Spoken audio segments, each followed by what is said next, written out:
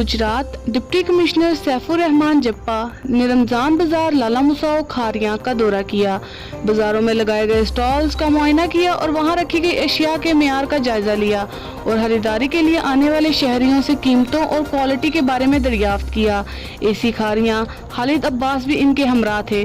Deputy commissioner Saif Anwar जप्पा ने इस मौका पर गुफ्तगू करते हुए कहा कि वजीर आला पंजाब सरदार उस्मान बुज़दाद की हिदायत के मुताबिक रमजान बाजारों के क़याम का बुनियादी मकसद शहरियों को सस्ते दामों पर सब्जियों, फलों, आटा, चीनी, दालों और दीगर अशिया की फराहमी है।